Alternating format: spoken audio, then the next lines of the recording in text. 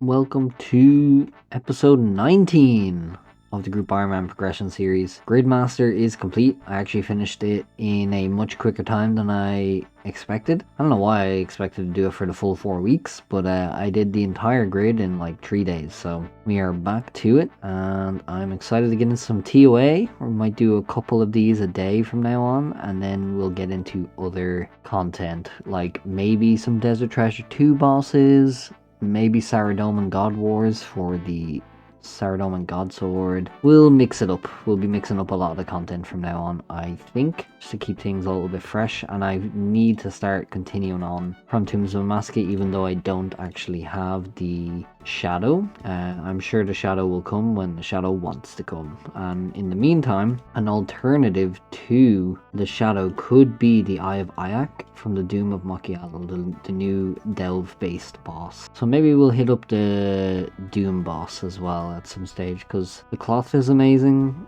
the eye is absolutely amazing, and the Avernic Treads are also amazing. So kind of a win-win going for this boss, and I think I can get as far as wave 4 right now, so I'll have to improve on that, and that'll be a fun experience trying to get better at the Doom boss.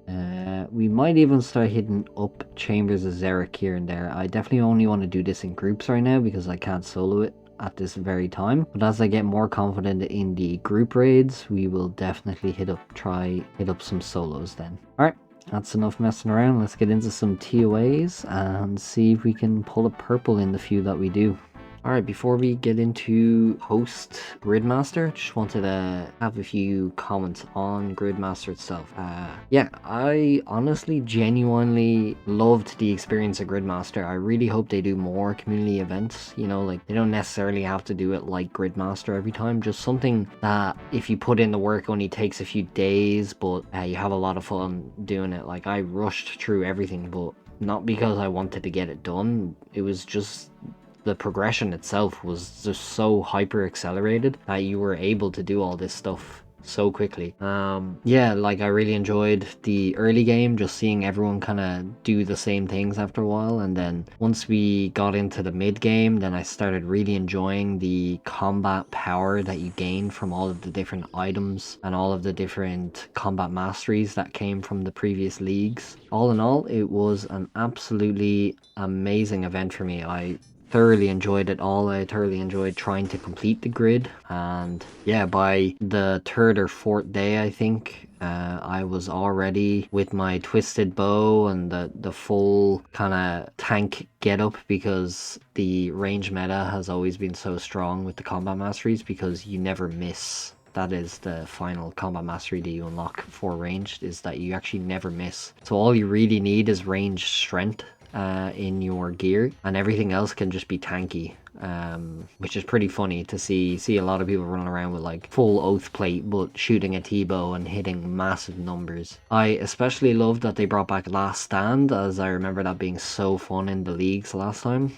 Very OP. It's like the minute you tick under to 0 HP, you don't actually die. You get mega boosted stats and you're able to hit some absolutely massive numbers then. I actually thought that the biggest struggle for me would have been the Inferno in under 30 minutes, but honestly, that was genuinely easy. I left that till the very last task to do. What I actually struggled with was the 4 Awakened Desert Treasure 2 boss, and it was specifically the Whisperer. The Whisperer, although there was a little bit of cheese that you could do with it, like the other bosses were very cheesable. You just proc Last Stand and absolutely kill the boss, like, instantly. With the Whisperer, because there's the sanity meter, you weren't necessarily able to do that right away. You needed to time your Last Stand kind of well. So yeah, I struggled with the Desert Treasure 2 boss, the Whisperer, for the Awakened version, but every other task was very doable, and I'm not like I'm not an extremely good PVMer or just an extremely good RuneScape player in general. So the way I seen it was, I think Jagex did a good job at creating this for every kind of player. You know, you can take it at your own pace. So I was very grateful for that. It wasn't just for the higher end players to finish this grid. I think putting in enough time and you will finish the grid no matter what kind of playstyle that you go for in this game. So yeah, big W for Jagex. Really appreciate that community event, and I hope there's more to come. So I hope you enjoyed these like little highlights while I spoke about it. And let's get into episode 19 now. Alright. First 400 back since Gridmaster. Very easy. Didn't actually panic at all. And I didn't have my Void Raker. So let's see if we can get a bit of RNG to start the TOA grind off again. I was asking for too much. Cache of Runes though. I'll take it. Alright, and like I said before, I will not try to be doing TOA all the time anymore. And I decided as something I've been wanting to do for a while is Vardorvis from the Desert Treasure 2 bosses. The main thing that I want from here is the Ultor ring, which is the best in slot melee strength ring. It's +4 over my actual imbued Berserker ring, so it's a pretty big upgrade. And I happen to get some Verdus robes along the way. And also I need the blood quartz for eventually upgrading my ancient staff. That would also be a bonus too. So we are here at Vardorvis as a bit of our solo content. And then whenever I can find a duo or a trio to do Tombs of Masket, I might be running them. That we already rolled the gold ring, which means I am 2 more gold ring drops away from getting the Ultor ring. So how the drop works in all Desert Treasure 2 bosses is that you need to roll the invisible roll of the ring 3 times before on the 3rd time. That is when you actually get the ring drop, and it indicates it through showing gold rings. Collection logs. Ooh, yes! There is the teleport, so now I can actually get the Vardorvis a lot easier. Hell yeah. Massive. I can now teleport to Vardorvis, which is much better. I don't think I've ever covered this teleport animation before, but this probably has one of the best teleport animations in the game. So if you know the quests from RuneScape, there is Desert Treasure 2 with the Majorat. The Majorat teleport in a very specific way, and they always like turn to smoke, and this is what this teleport looks like. How sick is that? I love it so much. Bit of a pivot, my group teammate Frox is looking for Bando's Tassets and the Bando's Hilt, so we can both have full Bandos and a BGS. So we are hitting up some duo Bandos. Wait, really? 0 so much. Oh no. I could be hitting a lot more, like I know it's gonna happen eventually, but... Yeah. That was not... Ooh. Oh. Nice. Very nice. I think that's one I have a lot of dupes of, but however. More than merry. Not even a Gratz in the CC, what the fuck? They know I'm better than that. They know I won't respond. Oh, we need to get an imbued heart, honestly. I just keep thinking about how fucking nice it would be. Oh shit. Uh-oh. Nice, nice, nice. Stay under, stay under, stay under. Oh my god, this is way longer than I thought. What the hell? There we go, there we go. Holy shit, that's way more than 5 ticks. Ooh. Ooh. Nice. And this is what I mean. I'm pretty sure I have just endless dupes of fucking Godsword 1s. Yeah, I have 7 Godsword 1s. This trip we did not get one, but we're gonna periodically come back here and just do a random trip, see if we can spoon these items for Frox. So for now we go back to Vardorvis.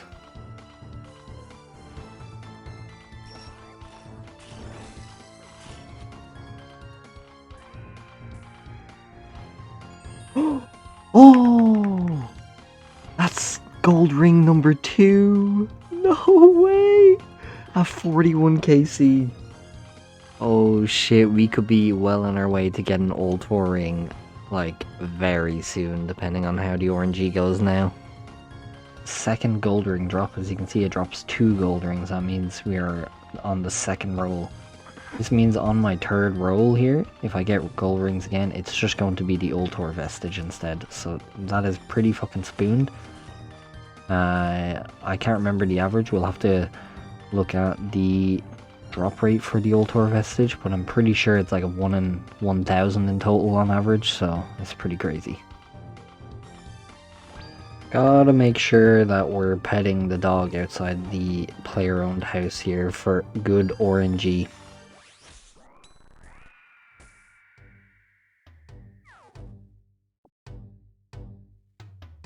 Damn, that was a nice PB. What the hell, 119?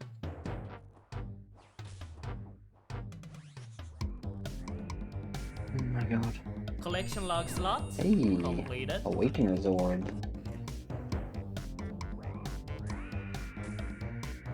Collection log slot completed. Damn, we are logging.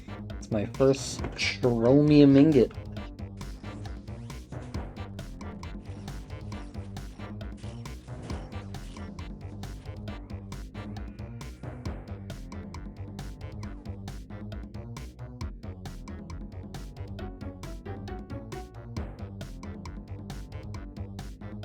Was looking for something AFK to do, and I forgot all about the Veil Totems minigame, which is a fletching minigame that is insane XP per hour, so may as well use up some of these magic logs at the same time. And yeah, it's a pretty chill minigame. You just run around and make these totems and chop some magic longbows and string them while you go. And we did a bit of an opening at the end, but unfortunately we did not get any clogs this time around. We are looking for the fletching knife from here just to make fletching a little bit quicker. But yeah, I might periodically do this Veil Totems as it's pretty good XP.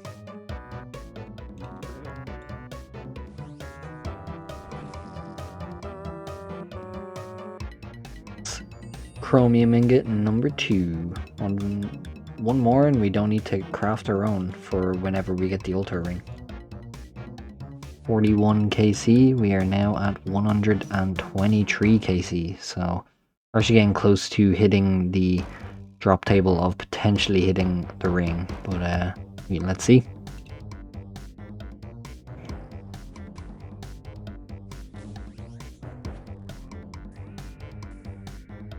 Collection log slot Oh! completed. Oh my god! Yes! Oh my fucking god! We fucking did it! We have the Ultor Vestige. That is insane, look. 167 KC Ultor ring. Let's go make the ring. Oh, the Ultor Vestige. Let's go see how we make it. I think I need one more chromium ingot to actually make it. So let's go see how we make those. Because as an Ironman, you can actually benefit from a new update that Jack X did where you can make your own chromium ingots now. Alright. Chromium ingot, as you can see here, is used to make the vestiges into rings, and I'm reading here that I need 40 Addy ore and 40 rune ore, which I most definitely do have, and 85 smithing, which I also definitely have, so that is fucking nice. So let's go make that extra chromium ingot. And then we will make the Ultor ring, and I'll get into why the Ultor ring is so good then. So if we talk to the foreman, we see I need to borrow your blast furnace. And he's like, whoa, you know how to make chromium? And then I need to have money on me, I guess. That's interesting. All I need is 1 ingot, so that's grand. We pay, and he'll get everything ready for me. Hell yeah. And there's my chromium ingot. Let's go make the Ultor ring. Alright, to make the Ultor ring, you need to get the Ultor vestige, of course. And then you need to break down the Berserker ring by breaking down the Berserker ring, you make the Ultor icon, and you use the Ultor icon with the vestige and the 3 chromium ingots to make the Ultor ring. And to compare the Ultor ring compared to the Berserker ring has 8 melee strength bonus, and the Ultor ring has 12. So that's a +4 strength upgrade. That's really fucking massive. I'm definitely gonna have a lot of uses here. So yeah, I'm super excited for this Ultor ring. Alright, and then we go to a furnace, craft an Ultor ring. This process cannot be reverted. Boom! 2,500 crafting XP for that. That is not bad. There we go. Look at that. 12 melee strength. That is fucking insane. Woo! And just for you mains out there, that is a 120 mil ring. How fucking good is that? Hell yeah.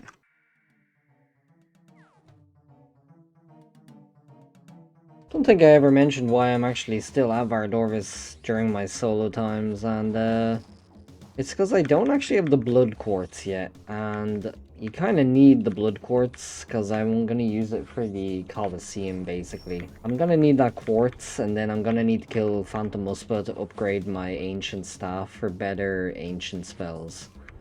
But I don't want to leave here until I get the blood quartz basically. And as you get more kill count, it gets increasingly more likely that you get the quartz, basically. So, no reason for me to not be here until I have it, basically. Oh my god, I'm getting destroyed. Jeez, how long does this take to pop up on your fucking screen? Oh, wait, what? As you finished that, it popped up. Oh, did it? Okay. I was just waiting for your reaction the entire time.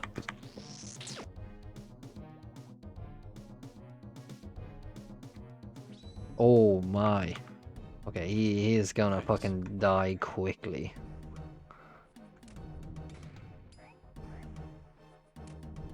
Yep, haven't missed yet. Okay, there's a miss. Never mind, I jinxed it. A double miss for me. Oh, okay. Hey, oh, okay, and then I almost get fucking... Oh! No! No. No! God damn it. That is actually fucking tragic. Oh my god. I picked that up so quickly as well. Even though if I die, like, you can still pick it up. Fuck. Leave it to chance. That's... Yeah, that's a rough one.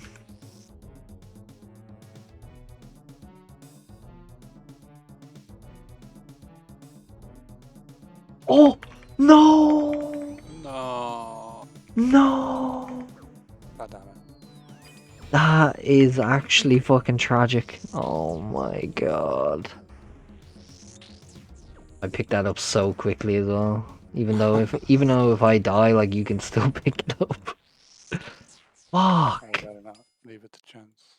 That's... Yeah, that's a rough one.